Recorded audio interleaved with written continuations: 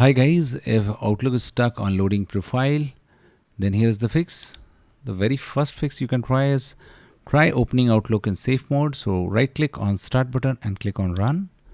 And now type outlook.exe space / safe and click on OK and try to load.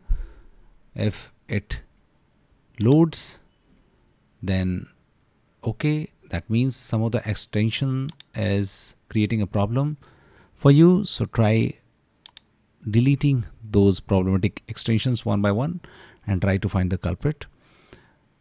Now, if this does not work, then what you can do, you can try the second method. Just open control panel, click on control panel. Now make sure view by large icons is selected, and now click on mail, Microsoft Outlook. And now here just click on show profiles and select that profile which is there. Click on remove, click on yes, click on apply and click on OK. And now when you will close and open Outlook, it'll let you add your email account again. Just try to add your email account again.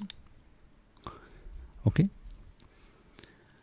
And adding freshly your account will solve your issue. Okay. That's it guys. Please don't forget to like and subscribe to the channel.